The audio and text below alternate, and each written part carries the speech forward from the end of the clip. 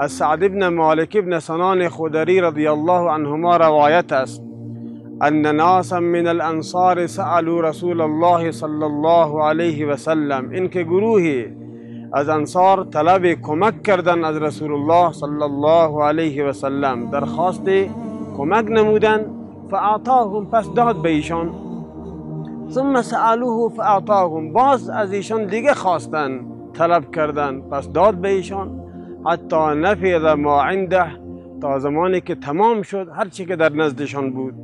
فقال لهم حين انفق كل شيء بيده، پس گفت رسول الله صلی الله علیه و سلم به ایشان هنگامی که داد همه آنچه که در نزد ایشان بود، ما یکن عندی من خیر فلن ادخره عنکم، آنچه که در نزد من از خیر، از مال باشد، از شما اون را نگه نمی دارم و شما می دهم. اما و من یستعفف یعفه الله، کسی که طلب عفت کند خدا به او عفت نصیب می کند. و من یستغنی یغنیه الله، کسی که طلب غنا کند، طلب بینیازی کند، خدا او را بینیاز می گرداند. و من یتصبر یصبره الله، کسی که صبر کند خدا صبر برایش می دهد.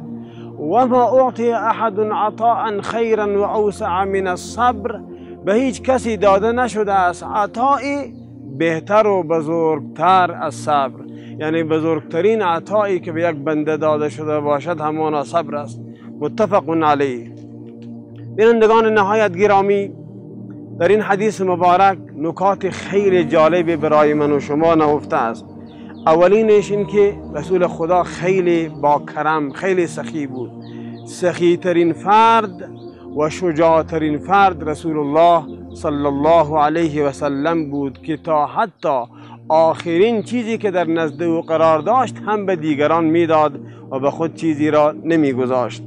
دومینش در این حدیث سه نصیحت بزرگ از رسول الله صلی الله علیه و سلم به ما آمده است. اولینش که و من یستعفف یعفه الله، کسی که طلب عفت و پاکدامنی کند در برابر گناهان، در برابر محارم، در برابر نامحرم ها، در برابر همه ناهنجاری ها از خدا عفت بخواهد، خدا برایش عفت و پاکدامنی میدهد، چه بچه باشد، چه دختر باشد، چه مرد باشد، چه زن باشد.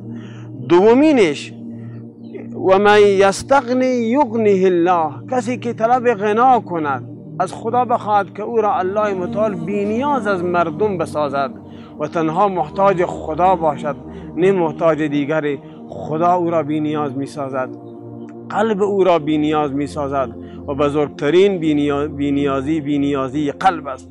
سومینش و من یتصبر یصبره الله، کسی که طلب صبر کند از الله خدا برایش صبر می دهد. یعنی اینها صفتهایی هستند که اختیاری هستند. من و شما خود ما می توانیم در وجود خود پیدا کنیم. این چنین نیست که یک کسی بگوید من از ابد چنین پیدا شدم که باید خشن باشم.